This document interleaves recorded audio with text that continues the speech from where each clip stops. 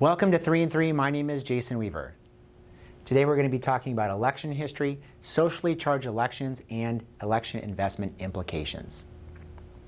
Election history. History strongly favors the incumbent president to win the re-election, and that's going back to 1932. And history also shows that incumbent president typically doesn't lose unless they've had recession during their term. But we do know the S&P 500 has heightened volatility during those election years, as we're looking at policies going forward. And the market has generally been resilient no matter who wins the White House. So from 1933 to 2019, as you look at S&P 500 returns, under Democratic presidencies, the average return has been about 14.6%, and Republicans at about 10.5%. As we look 1 year after the election, looking back, the average return has been about 12.5%.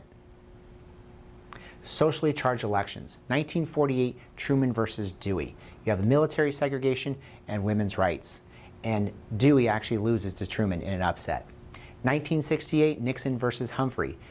Humphrey is the incumbent vice president. You have the Vietnam War, the Civil Rights Movement, and you also have Martin Luther King assassination and protests tied to both. And Nixon pulls the upset. So the elected president is just one factor to consider. It really takes the Senate to change policy. Looking at the returns in those years in the S&P 500, 1948, Truman versus Dewey, the return was 5.5%. And in 1968, Nixon versus Humphrey, 11.1%. So you have potential outcomes, the likelihood, and the implications. So let's just say the House goes Democratic and the Senate and the White House go Republican. The likelihood is somewhat medium. The political gridlock that will happen after will be actually favorable to the stock market. Now flip that on its head, and let's say the Republicans take the House, the Democrats take the Senate, and the White House. That's basically nearly impossible, but again, that political gridlock would be good for the stock market. Where we're going to see short-term volatility is if we see a sweep. If we see a sweep of the Democrats or also the Republicans, and they take all three, then you're going to have some near-term volatility.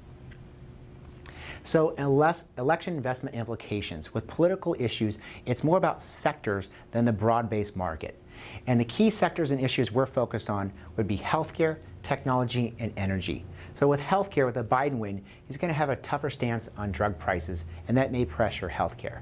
With the Trump win, again, he's going to continue to attack the Affordable Care Act. And technology, you might have some reprieve of those punitive tariffs that Trump put into place. And with the Trump win, again, we're going to have some headline risk to tech firms because he's been going against the antitrust rules with them. Energy, of course, we know with Biden, there's going to be more renewables, and also you're going to have solar and things attached to electric cars. And Trump win, again, more infrastructure, traditional fossil fuels, things of that nature. So the election may drive future sector fundamentals. Whose profits are going to rise and whose are going to fall. So we are thinking that going forward that in a blue wave or the current actual status quo, construction and engineering are going to benefit in both with some potential infrastructure bill. As we look at renewables, that's going to be more a blue wave, and it would not be for a Trump or status quo. And more for a status quo would be, or Trump would be, oil and gas, and not so much for Biden. Thank you for joining us for 3 and 3.